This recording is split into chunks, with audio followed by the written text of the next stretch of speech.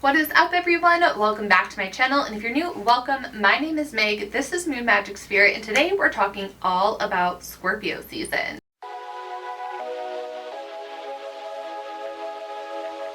Today we are going to be diving into the depths of Scorpio season. I'm going to give you an overview of the traits and characteristics of Scorpio, talking about the difference between the three water signs within the element of water, and we're going to talk about Scorpio's ruling planets, and we're going to end with a little spell work. Scorpio season is not about surface level living. It asks us to confront what we've been avoiding, embracing our shadows, and allowing ourselves to be open and be transformed, to be open to transformation and to be transformed during this time within the process of this month. So this is a time to really dive into the psyche, to face some hard truths that maybe we've buried that are coming up to the surface, and also at the same time reclaim our personal power, because Scorpios are very, very powerful people. So when it comes to the different signs within the water element, we have Cancer, Scorpio, and Pisces. And they each carry a different depth and different tunes of intuition, especially when we're thinking about the element of water. It's really about your intuition, your feelings, your emotions, all those watery kind of feelings. And when we think of Cancer, it's like the baby sign of the water element. It's the first one, it came first. Scorpio's a middle child, and Pisces is the elder sign. So when we think about Cancer, it is the youngest, it's tentative, it's also a little bit hesitant.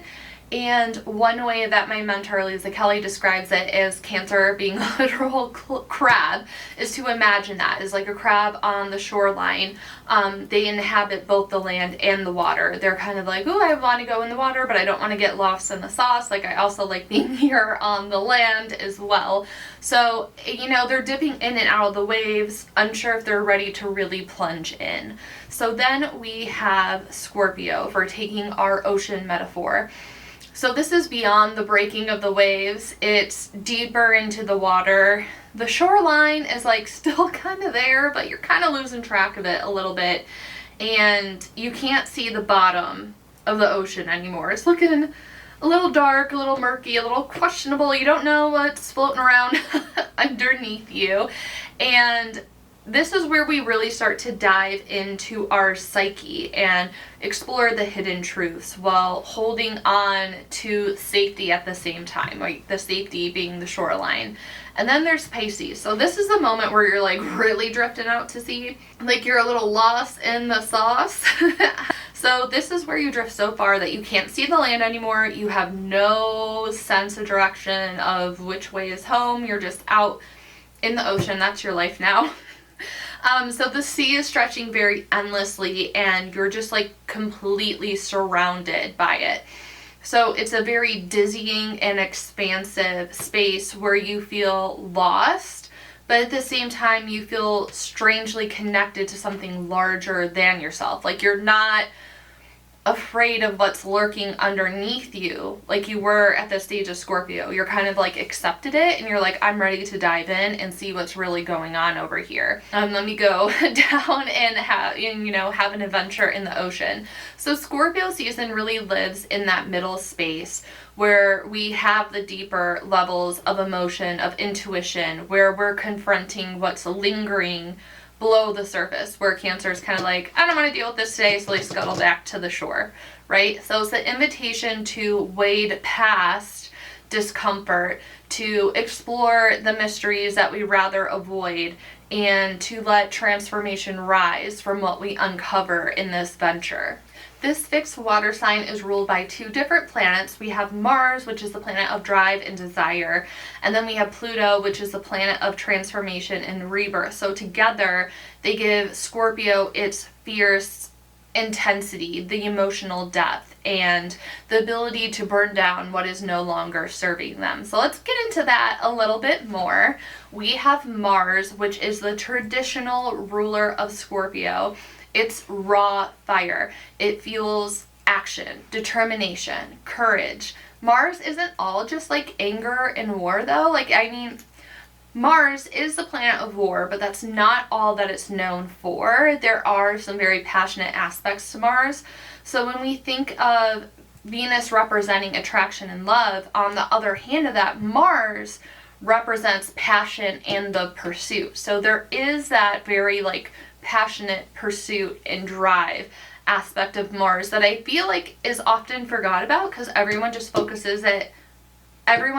to focus on it being the planet of war. So it's the thrill, the adrenaline, the spark of boldness, and the reason your heart races when you're taking a risk that excites you and scares you just a little bit. Like, that's a little bit of Mars energy. All about the momentum, the determination, and doing whatever it takes to get the job done. It is strategic, fierce, and won't hesitate to lead with a brute force when necessary. Again, as it is known as the planet of war, that is how it ties into that. So in Scorpio, like, that Mars energy just runs really deep. It's about pursuing what feels fated, what feels necessary, what feels transformative.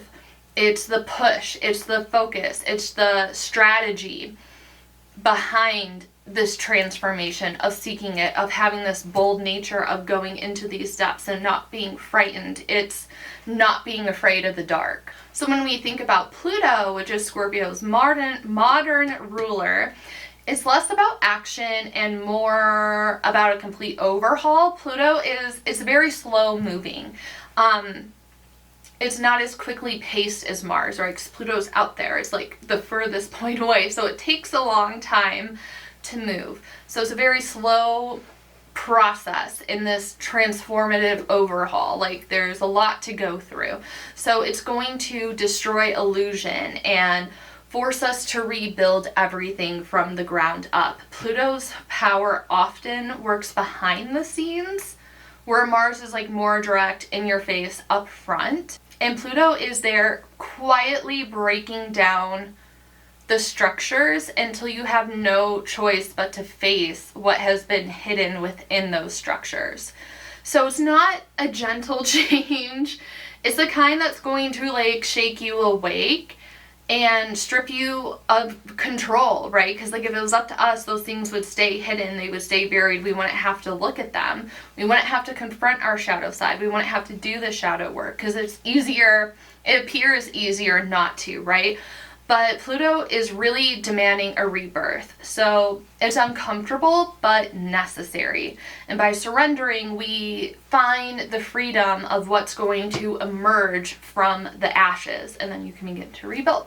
So now that you have a little bit of an idea about Scorpio, let's tune into some Scorpio magic. And there is nothing I love more than a good simmer pot. I'm gonna have the video play as we're talking about this at one point, but Scorpio is really tied to emotions and intuition. So doing a water-based spell, like literally with a simmer pot, filling the pot up with water, is really tying it together, right, for some water magic. So this is not only going to like warm your space, make it nice and inviting, but it's also going to act as a spell for transformation and protection, infusing your home with the depth of Scorpio, that essence of it.